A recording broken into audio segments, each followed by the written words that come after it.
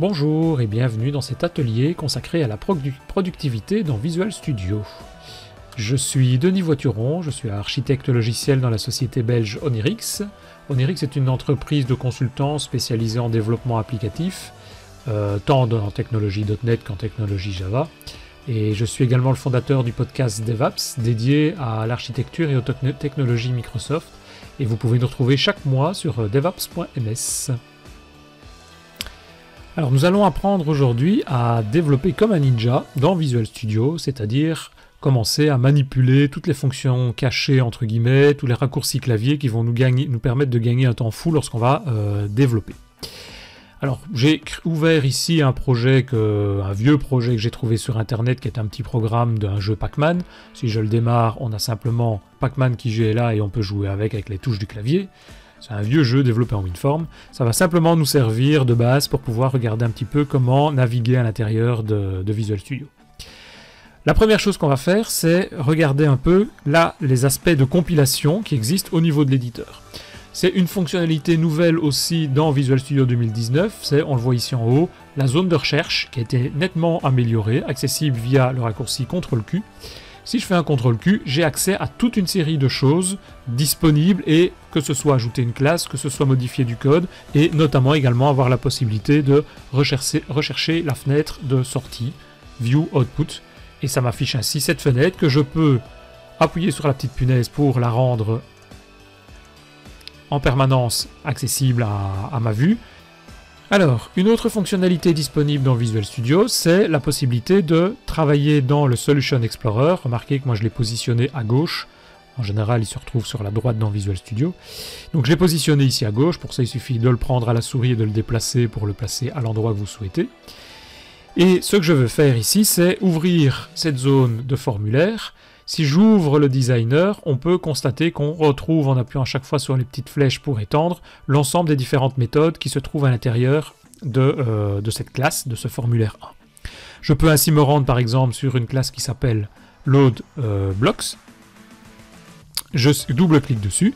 Je me retrouve dans cette zone LoadBlocks et je vois tous les caractères qui sont ici, tous les zones caractères blocs qui se trouvent à cet endroit. J'ai la possibilité dans Visual Studio d'appuyer sur la touche Alt, de laisser cette touche enfoncée et de pouvoir sélectionner vraiment par bloc l'ensemble de cette zone pour pouvoir la modifier en une seule fois et donc de par exemple la changer en mettant CTRL à la place et d'enlever éventuellement les quelques lignes en faisant Shift Delete pour enlever les quelques lignes qui sont inutiles. Voilà. Et donc j'ai ainsi modifié directement l'ensemble de mes blocs qui étaient présents à l'intérieur de mon application par un CTRL.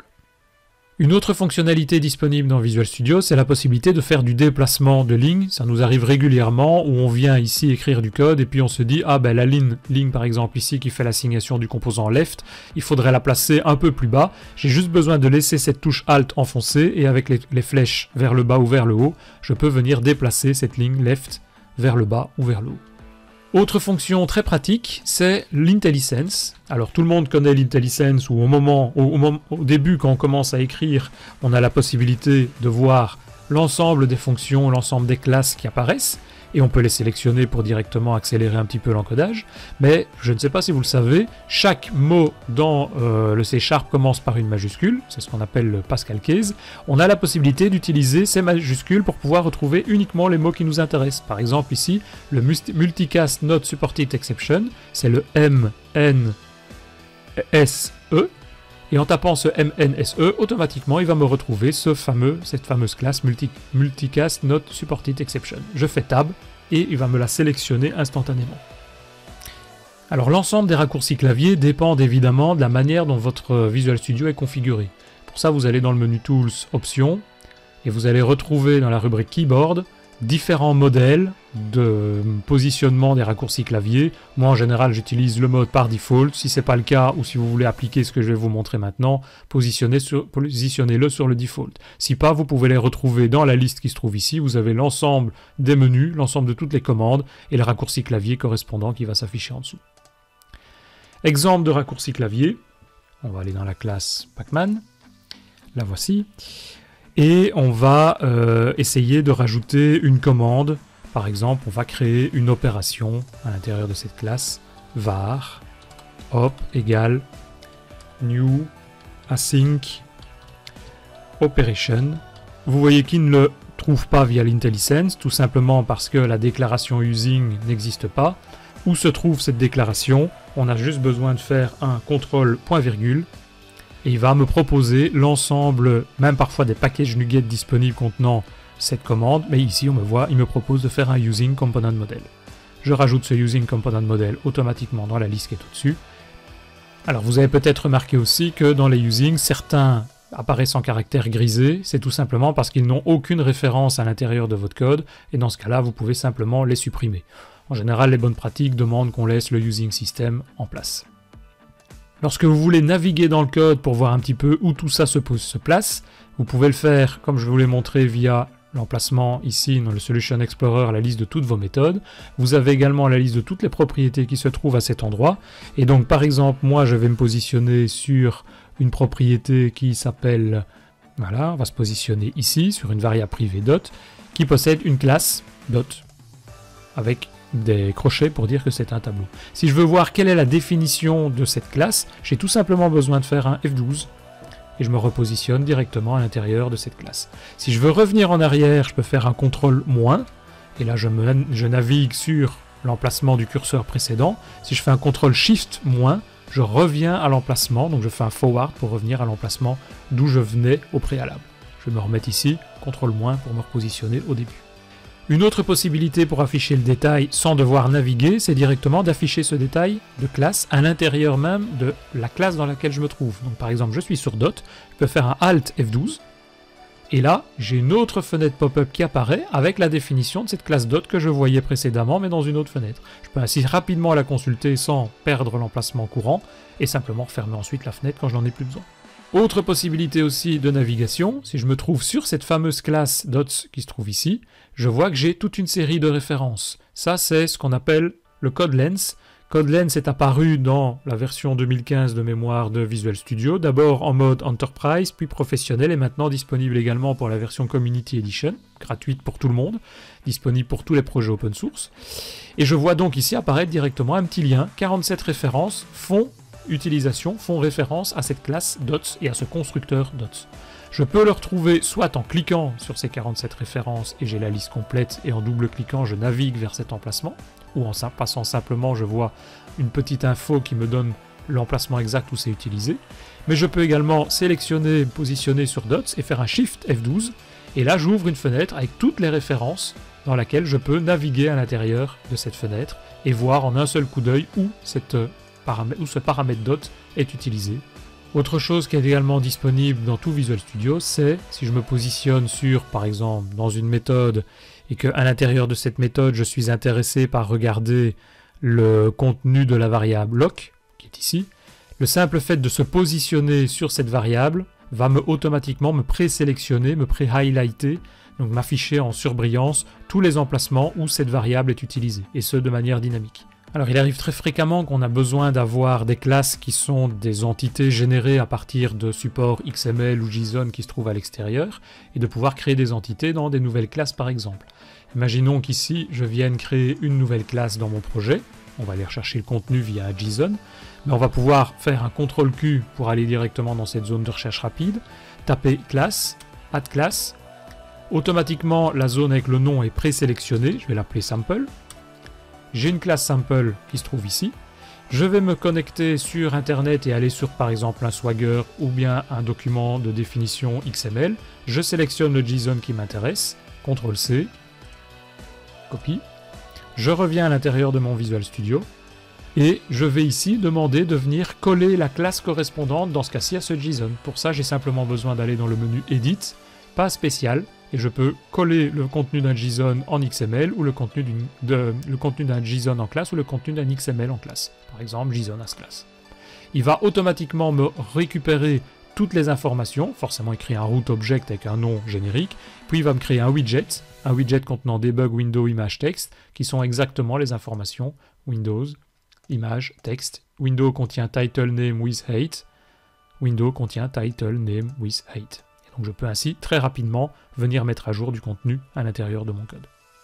Si vous devez présenter votre code à un collègue lors d'une présentation, ou bien pour pouvoir visualiser du code plus clairement à l'intérieur de votre interface, sachez que vous pouvez utiliser CTRL et la roulette pour dézoomer ou zoomer dans l'autre sens, pour avoir du texte et du code à chaque fois un peu plus grand. Alors, autre élément intéressant lorsqu'on est dans un fichier ou dans une classe qui a beaucoup de lignes de code, c'est qu'on a régulièrement des régions qui peuvent être réduites, collapse, ou étendues, avec l'expand qui se trouve ici. On peut appuyer sur cette petite zone, ou bien vous pouvez utiliser également les raccourcis clavier CTRL-MM qui va réduire cette classe. Je peux faire un CTRL-ML pour l'étendre.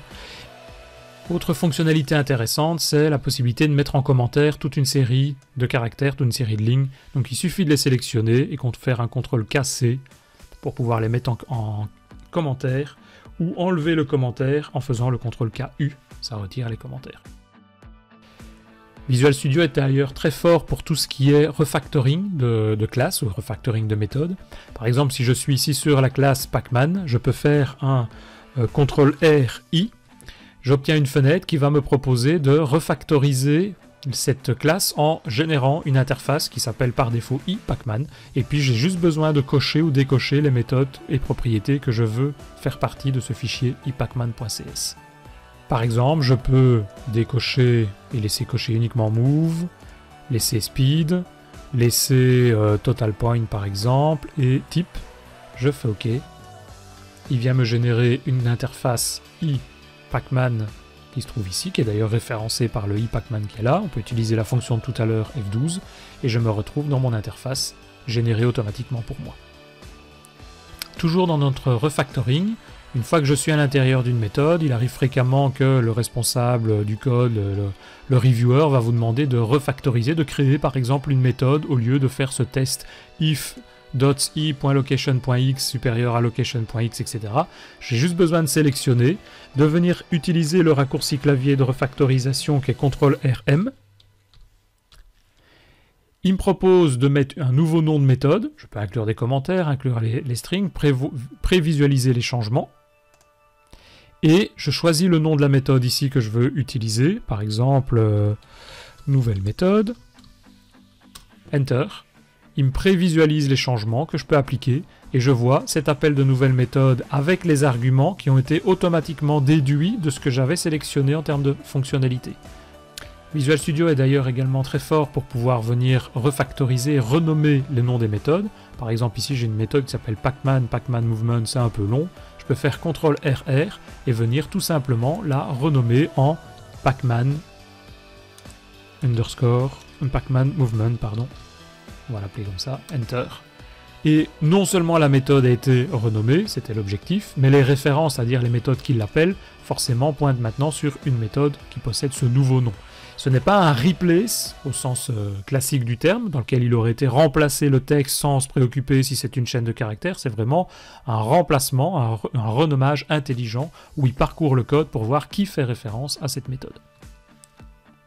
Autre fonctionnalité de refactorisation, si vous créez une variable privée, par exemple ici je crée une chaîne de caractères que j'appelle ma variable, une fois que cette chaîne de caractères privée est créée, je peux la sélectionner et demander de faire un CTRL-RE pour générer automatiquement, encapsuler le champ pour générer dans ce cas-ci une propriété.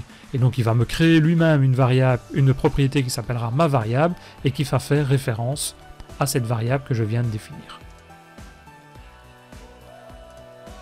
Voilà, ma variable se trouve ici, qui fait référence à underscore ma variable et pour le get et pour le set.